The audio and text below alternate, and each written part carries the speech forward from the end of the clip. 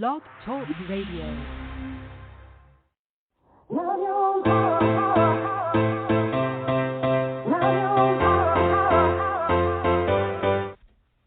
Chatting with Nat is a podcast for independent women seeking to speak their truth and to break down barriers. We host honest conversations that help to guide and empower women. Speak your truth and set yourself free. Let your voice be heard. Hi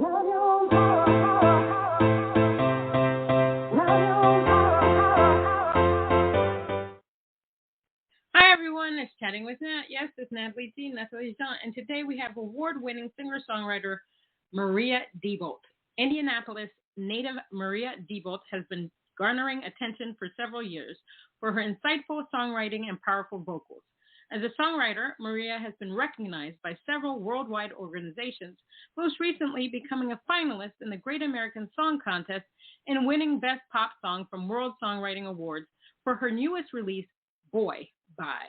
Maria has performed over 100 national anthems for organizations across the country and is 2021 graduate of Butler University, earning a BA in Music Industry Studies. Let's give her a round of applause.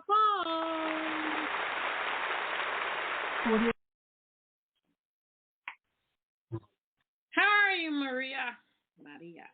I'm doing good. How are you doing? I'm all right. I'm still alive. Surviving a pandemic. This has been crazy times. Yeah, definitely. I can say the same over here. How have you been during the pandemic? I've been okay. It's definitely been an adjustment, especially still being in school. It kind of took away a lot of stuff from senior year that I would have liked. Right. But I did get a graduation, so that's all I'm okay with that. That's awesome. Did you get to live stream at all? Like for music and stuff? Yeah. Yeah, I did do at least one live stream through Blonde Entertainment, who I book a lot with in the Indianapolis area. So we did a little live stream. She did a whole series with a lot of her performers and stuff. So I did one of those. So it was a really cool experience, and I watched a lot of them from other people, and just a really neat time for the music industry, since we couldn't be in person, but a lot of people did live streams and tried to keep music flowing through households like that. So it was pretty cool. Awesome. Now, I've spoken to a lot of people during this time on the podcast, and I like to ask the question, what is the one thing you can say that you've learned about yourself, especially as an artist, during the pandemic? Fantastic question. I would say just patience with the industry, because it's, as we know, it's very ever changing, and this was such an unforeseen thing to happen. Right. And just having to be patient with a lot of things. I was hoping to get a lot of stuff done throughout my time, left at Butler, and I didn't get the chance to because a lot of it had to be physically in the studios there. Right. So I had to kind of be patient with my time there, and more understanding and learning that, you can do just as much within the, comfort of your walls that you can, outside as well, since we don't have a lot of concerts anymore, learning that you can do it from your living room, or, right. Recording songs doesn't have to be professional. You can just do it by yourself in a bedroom. So just patience with learning how this new world would work is probably my biggest thing. During that time, did you also think about how you wanted to be perceived as an artist? A little bit. Because I feel like, especially as I've, started to grow up, and as, my college days were ending very rapidly, especially because the pandemic kind of stole a lot of that time. It did give me time to kind of think about who I wanted to be coming out of it, just because it's a really good time for, I guess, quote unquote, like reinventing, since we are coming out of like a whole new era like that. Right. In terms of music and stuff like that, I think just being a little bit more adult and like true to myself. I feel like a lot of my music is true to who I am. Right. But it could definitely be more like reflective of who I am rather than commercial, kind of who I am as a person, and getting more deeper into like letting my feelings out through my music instead of just kind of keeping it on the surface, digging a little deeper with that. So I think that's kind of what I learned as well through the pandemic process as a songwriter and as a musician. Yeah, that's what a lot of people I interviewed said, that they really want their music to make a difference. Like, it's okay to want to chart and have fame and all that stuff. I mean, it's fantastic. It's great. A lot of money comes with that. But at the same time, you want to be remembered for doing something with your music, that it affected somebody so much that it changed their life, you know. I always want my music to make a difference in somebody's life, because I think it's important that we're part of a process. And music has so much power in it. It can do so much for people. So thank you for wanting to be an effective player in this music game. How would you describe your music? I guess what it is now, what's kind of out there right now, I would say it is a little bit more commercially done. But as I've kind of grown and like kind of songwritten more, and what I'm kind of trying to do now, I would say it's definitely, I mean, it's still very much pop. I'd like to explore a little bit more into R&B a little bit. But I think I like what you were saying, like my biggest thing with my music is I want it to kind of be recognized as something that people can relate to. And that's kind of how I want people to perceive it, like relatable and just something that makes them feel, whether it's, you know, like they relate to it in like, oh man, like I've been through this too, like, you know, like for sad girl hours, I guess is what I'm trying to say. But like with my other ones, you know, like more upbeat ones, like just kind of feeling empowered and just reaching out to people. That's kind of what I would describe my music as, I would say.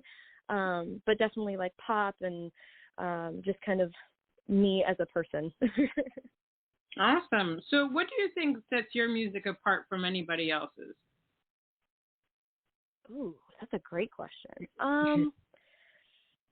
Well, I mean, I think that everybody's music is pretty set apart just based on the fact that like we're all different people and we all have like relatively the same feelings but different voices. So I think that my voice is what kind of sets me apart. You know, obviously I'm not going to sit here and be like, oh, I'm the best songwriter, you know, like that's what sets me apart is I'm the best of everything. Cause like, that's just, you know, not true or anything. But, I think that my voice and the way that I can tell people, stories through songs is kind of set me apart.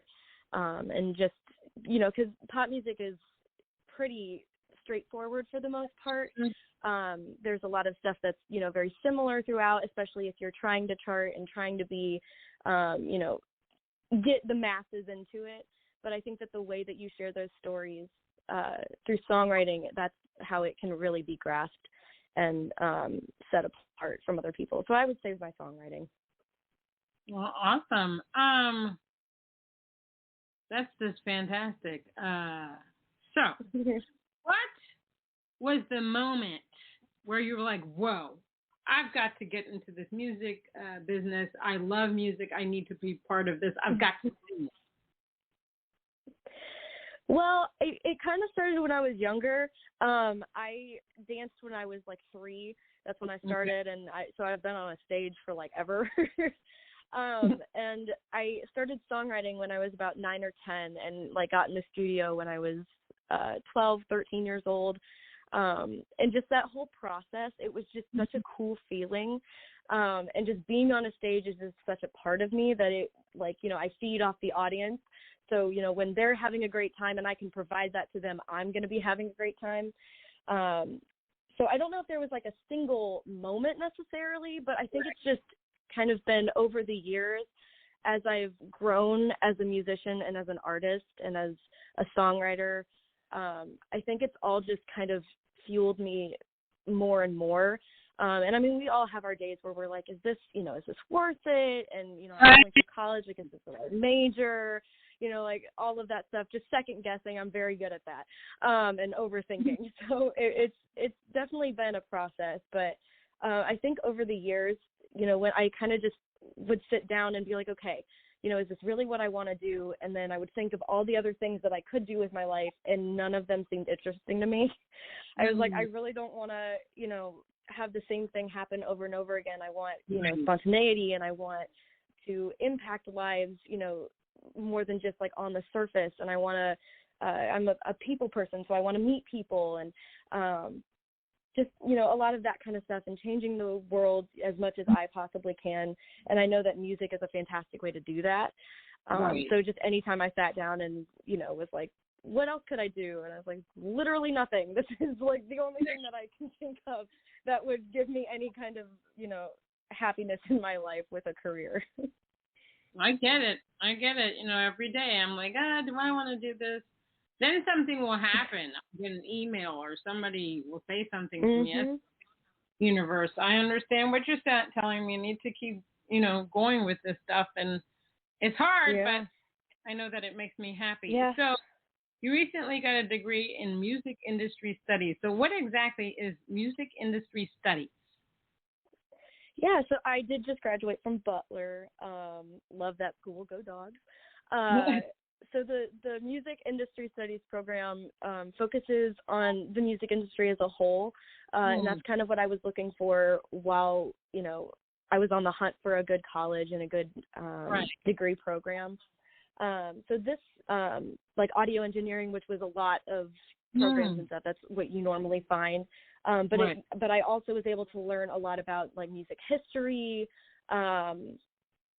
like going more off of like entertainment law and just like the history and backgrounds and stuff like that. So I was able to get a lot more of a general look into the career as a whole. Like we had classes where we would have speakers that would come in every week and describe what they did in the industry, and it was something different every single week throughout the semester. And it was just a really cool way to know more than just, like there's audio engineering and like a manager and an artist. And there are so many more different things that you can do with the music industry, but sometimes it's hard to see past the, the very surface of it. So that's what this degree kind of gave us a chance to do, and it gave us a chance to mold it around what we wanted to do with our lives instead of just having it be, singing or a guitar player or audio engineering. If anybody wanted to be like a manager, they could, go at it based on that approach, or graphic design for music industry, they could go based off that. So you can kind of tailor it around to what you want to do with the rest of your life. Which is something that I really liked because, I already had a career kind of going, and I wanted it to go around that as a singer-songwriter. I wanted to be able to, have it mold around what I was already doing. And I think it was very much able to do that and give me a lot of insight into more than just, like within the studio.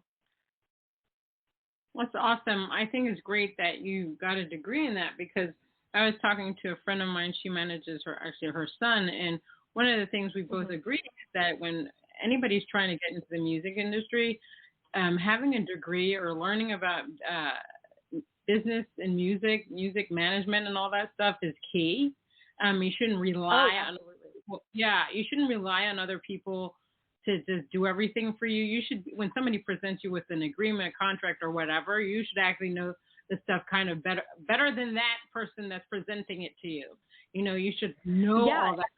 No, I mean, it's so important to, obviously like what you said, have people there to help you, because we all need a team. Nothing is done just by yourself. And that's another important lesson that I've had to learn throughout the years, because I want to do everything myself. I'm like, fine, just give it to me. I'll do it. You know? But it's so important to have a team behind you. But if you don't have the basic knowledge enough to say, hey, this contract is unfair, even I know that, knowing that for yourself and then being able to build your team based off of that, because sometimes you won't always have people there, depending on the situation. So, no, absolutely. It's so important, and not any, but, there are so many people who don't have degrees in the music industry, which is fine. Like I originally didn't want to go to college either. I get it. Right. But I think that kind of gives a leg up on just knowledge about the industry and, utilizing it as a business and acknowledging it as a business and going forth with that mindset is so helpful, because it is a business. It's music, but it's also, contracts and payments and agreements and all this stuff. So it's a lot deeper than what it seems. And knowing that and knowing how to deal with that is just as important as being able to do, your skill and your craft in the industry. Amen. This business is hard. A lot of work, and I think that a lot of people don't really understand that, especially if you do everything yourself.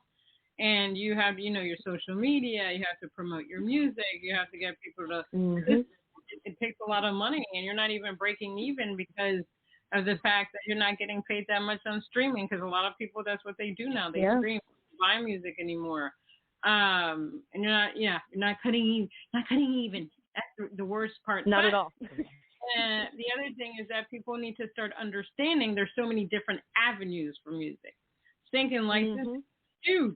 It's huge right now, and I'm telling everybody, look, it's great to tour. It's great to do. You want to promote your music online, fine. But if you're trying to make real money, try to get your music in sync. Licensing, documentaries, TV commercials, whatever. Try to get it in there, because that's where you're really going to make the money. Unless you have a tour that's set, and you can sell merchandise and CDs and all kinds of things like that, then you got to think outside of the box. And I also tell people, if you have a specific genre that you're really good at, stick to that genre. But if you can do several genres, try it. Because the more versatile you are, the more stuff you can get your music into. I do multiple genres, and I'm still trying to get my music into singing and licensing, which is tough, but it's still a different avenue where we can get our music and just do absolutely a lot more. So we're going to play your song, Boy Bye. Tell me what that's about. Yay. So it's kind of funny. So this was one of the first songs that I've released that kind of has like a story behind it and isn't just like something I made up in my head. It's basically about like going and like being in like either a party or a bar or something, and a guy that just like will not leave you alone, and you're like, you know what, I am not here for you, I'm not looking good for you, I am here for myself, I'm with my friends, I just want to like look good and be by myself, I'm not trying to impress you, I'm not trying to like go home with you, like get out of my face, boy bye type situation. And that's basically what happened. Was my friends and I were at a party, and we were just like in our little group, like how girls are in like little circles, and there was a very, very intoxicated man trying very hard with every single one of us. One of us would be like, no, we're not interested, and he'd go to the next, and I was just like, are you kidding me? Like, come on, like take a hint type of deal. So that's kind of where this came from. I had that in my head for this. So I just thought it was such a funny concept, and I think it's a good song and catchy and, boy bye type deal. So I like it because so many of us could use that, say that, because there's so many people don't understand when you just don't want to talk to them and they keep trying. It's like, dude, get out of my face. All right, well, we're going to I look uncomfortable. Yes, exactly. And I have a story to tell after we come back from listening to that song. We'll have a word from our sponsor, and then we'll play the song. Hi, this is Nikki Chris, and I host a podcast called Mixin' It. Mixin' It focuses on women in the music, entertainment, and the performing arts. Our goal is to provide an avenue for industry veterans and up-and-coming artists, musicians, engineers, and producers to showcase their talent. Listen to Mixin' It on Monday Music Madness at 8 p.m. Eastern on the Sim Radio Network.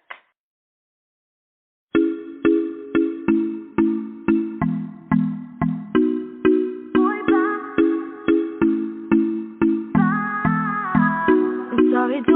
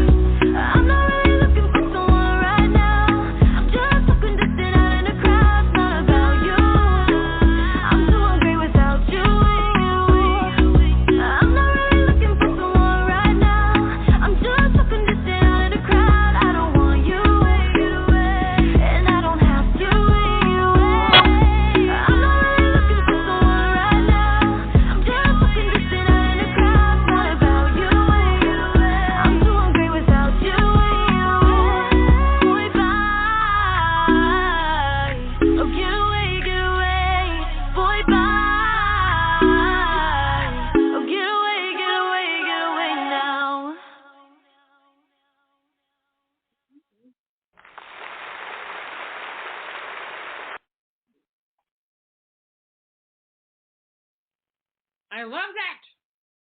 Is that on Spotify? Thank you. Sorry? Is it on Spotify? It is. It's on Spotify, Apple Music, all that fun stuff.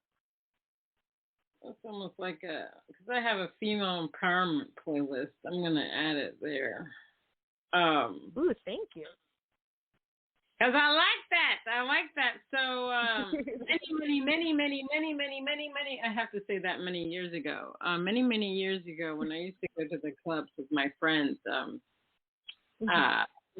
had one incident, well, I've had several incidents, but anyway, where I was at a bar and this guy was hitting on me and I wasn't interested, but he wouldn't stop, and he wouldn't stop harassing me to the point that because I was telling him no, he threw a glass of a drink in my face. And, yeah. Oh my God. I always forget about the incident. But anyway, I was so shocked. And then I went to the bouncers or whoever, the security, and it was just like, this is what this guy did. All I did, I just rebuffed his advances, and I just don't understand. And they kicked him out. The guy was like, I come here all the time. But they're like, you can't, because she said no, you can't do that. Just because I told them no. Can you imagine? Yeah. Yeah, that's annoying. I don't like that. It is, and the song that rings true. I mean, I could hear that song in like a young love story. I could hear it in like a high school show, and that person was rebuffing this person's advances. I mean, it's just incredible how some men, I guess some women too, I don't know, they just don't listen.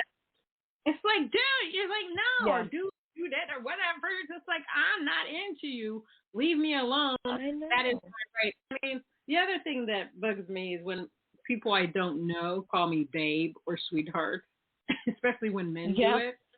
Oh my gosh. Yeah. And it's just crazy. I think the babe is the one that would get me. I don't like that at all. Like, I have a friend who's from the South, and him, calling people like, like sweetie or sweet, like, that's fine. Like, I get that. Like, because that's like where he's from the South, so, like, that's what they do. But if you come up to me and you're like, hey, baby, how you doing? I'm going to be like, go away.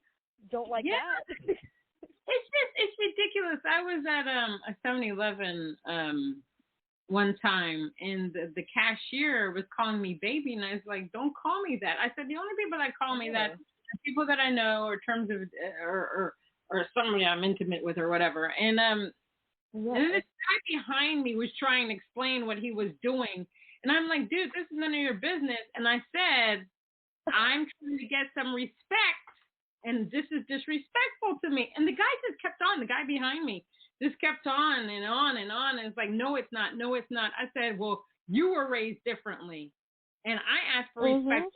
That's the end of story. I don't need to hear this. It was just, I just don't get it. I just don't get it. You said, dude, you're digging yourself a deeper grave. Stop.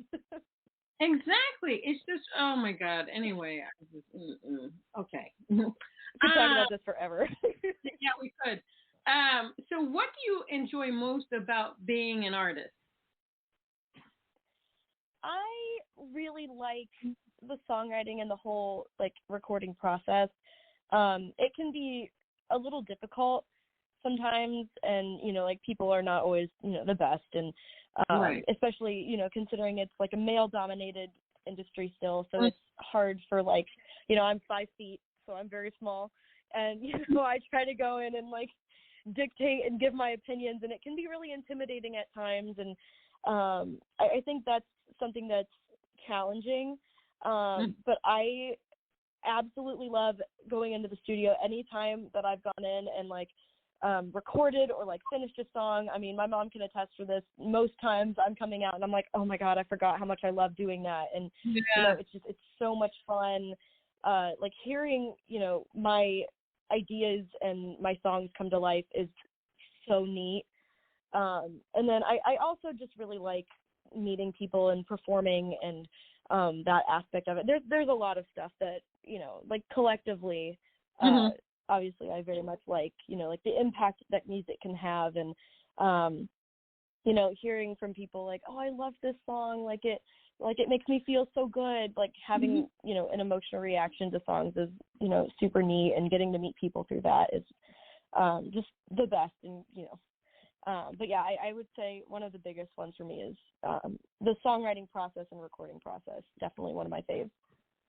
And what are your thoughts on the whole female empowerment movement in regards to the music industry? I mean, we've made some strides, but we still have yet a lot of strides to go. It's crazy. It's music. I just don't get it. It's music, people. It's music. I know. Well, yeah, and I mean, throughout my time in college, like I won't be able to get these offhand because it's been like a couple years to, like, you know, like half a year or whatever, and all that. But I have written like a couple papers on it. I've you know, did a speech on it, you know, for my last semester of college and stuff, just because it is something that needs to be acknowledged. And you know, it's, while it is getting a little bit better, and there are movements like something that I followed for a while is She Is the Music. And yeah, and I mean, they, you know, people like them are trying to make strides with it and help women get more opportunities. But it, I mean, you know, it just kind of, you just got to keep working on it and chipping away at it, because we do still have so much to go. But I think, you know, the Grammys this year, you know, made some strides on that as well, you know, with all the winners and everything. And I mean, it's just something that, yes, like we said, like, needs to be chipped away at. We still have so far to go, but I think once, you know, I think just making a conscious effort to acknowledge that it takes all kinds of minds to make any situation great, and music isn't any different. I mean, it's something that's universal. I mean, there is not one person on the planet that doesn't like some type of music. And, you know, the best songwriter could be, you know, a she, a he, or a they. And it, you know, it doesn't matter who they are. You know, it could be anybody. And, you know, if you're blocking a specific person out because of their gender or, you know, sexual orientation or skin color, anything like that, you know, you're not going to get the best product that you can get. It's the same in any kind of, you know, environment and any kind of business. Because like we said, music is a business. So you kind of have, you know, you have to be conscious and aware of who you bring in and who you accept, and just making sure that, you know, your team and songwriting people and, you know, all this stuff, that it is diverse. Because, you know, the more diverse we have our teams and our environments, the more creative and exceptional our products and our songs and the industry itself is going to be. So I think making strides on that is going to be, we're working on it, and I think that we'll get there at some point, but just, you know, continuing to work on it every single day and making strides on that is super important. I mean, I was shocked to hear in one of my podcasts, because I really didn't know. Well, I knew a little bit about it in the news.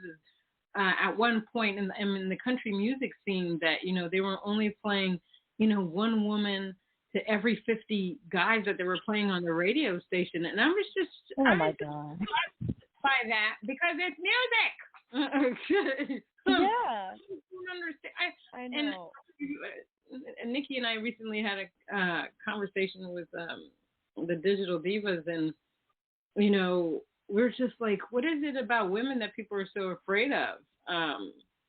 And, you know, the answer is not necessarily about fear. It's just like, you know, back in the day, you know, if there was an opportunity for one, you had like 50 women for that one opportunity. There weren't that many opportunities back then. But now, you know, we're still, it almost seems like we're still fighting for that one opportunity, even though there's a lot more opportunities opening up. But it's because we've had to fight to get those opportunities to be able to be seen and heard.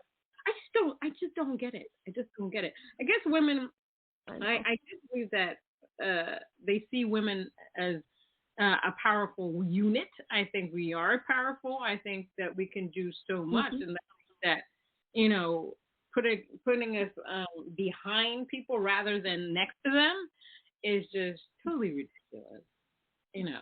Yeah, it's they're trying to mute us, and we're exactly. We have so much talent and so many things to bring to the table and to offer, and sometimes they try to mute us, and we are just way too loud to be muted. So they try, and I personally will not be muted. So if somebody tries to, I'm so sorry for you. Exactly. No, I love that.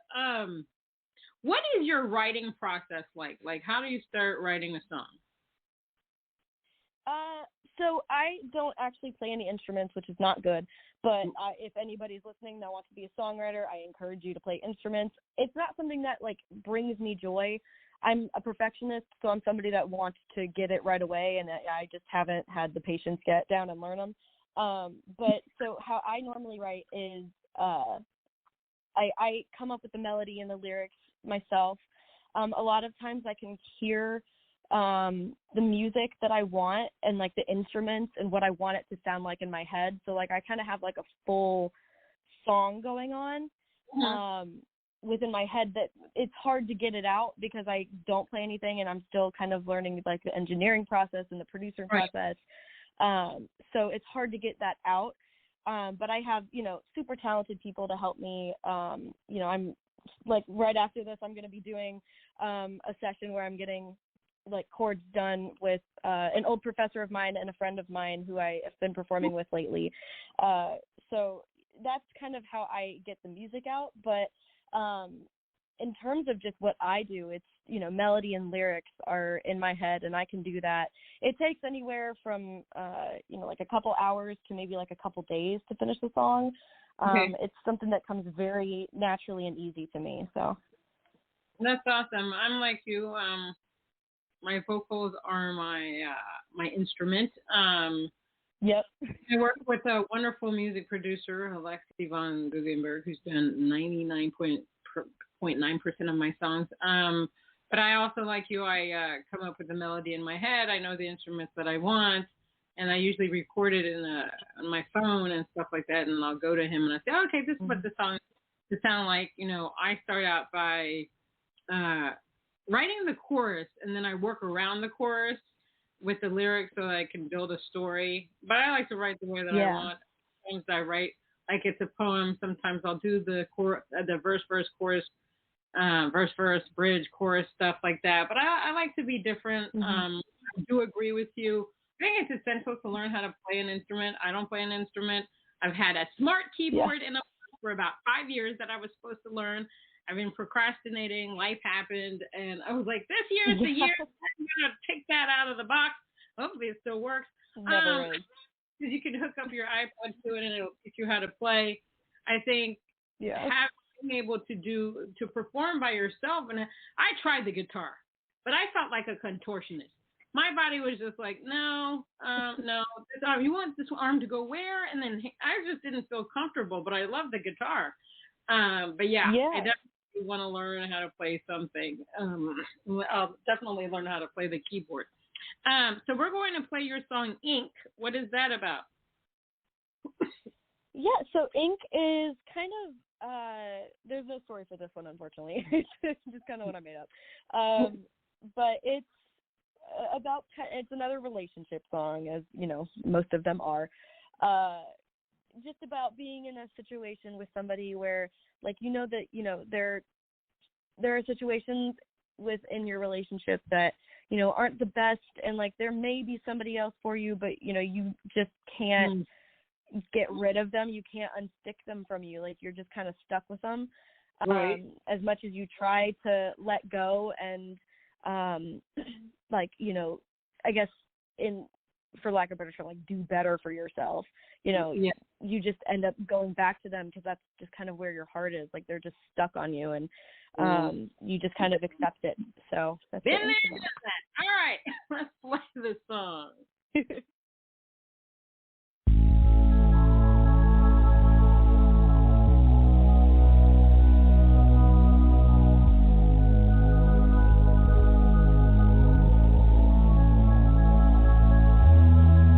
Trying to let it go,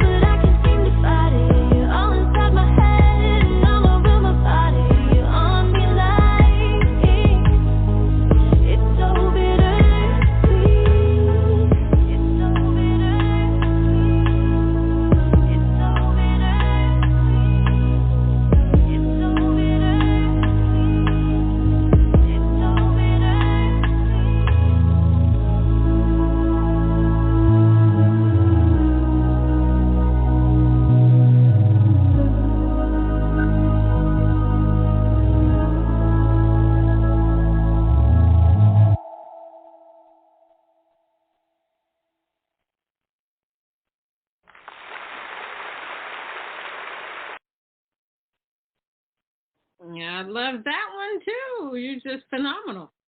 Love it all. Thank you.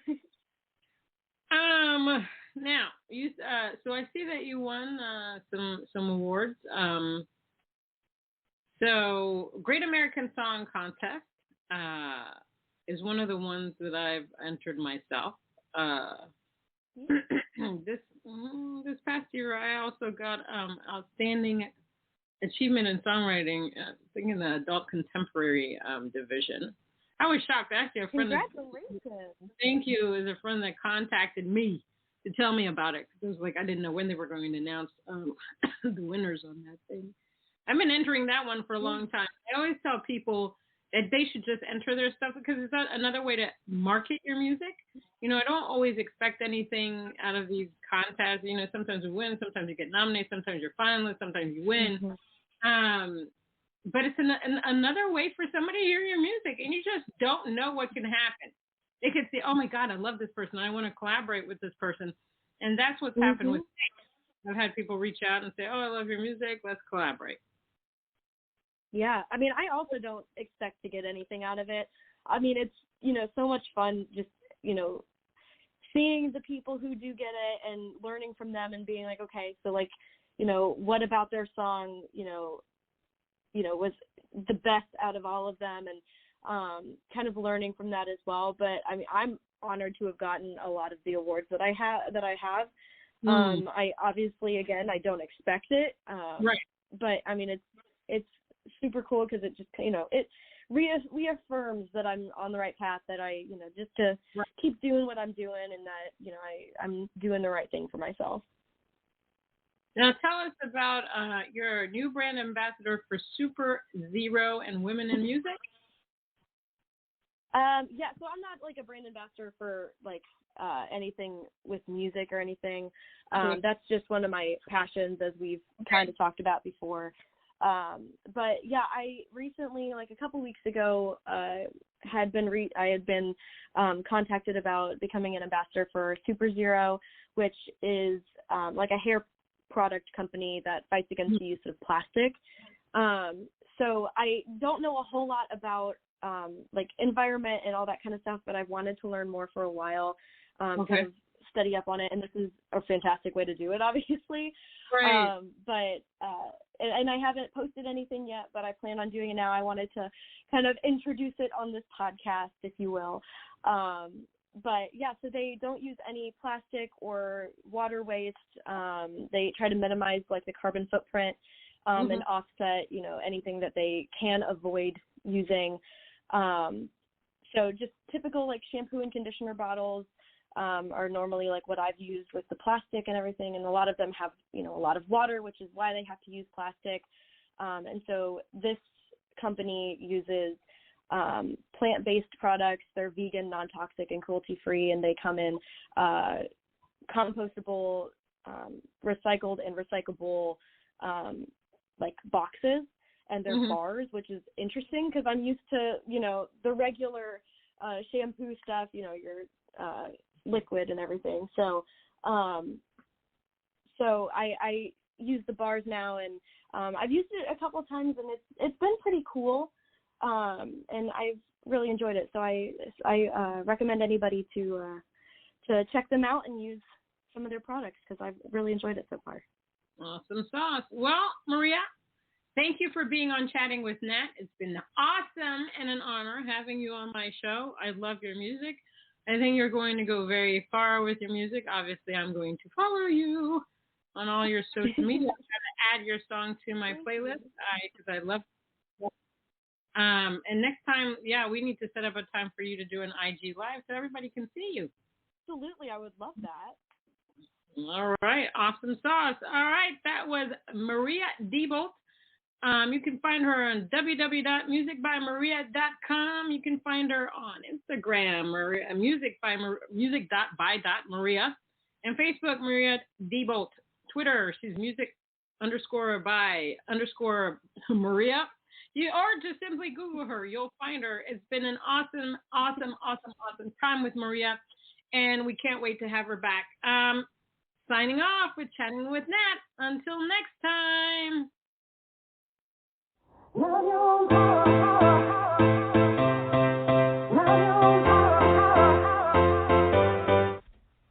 Chatting with Nat is a podcast for independent women seeking to speak their truth and to break down barriers.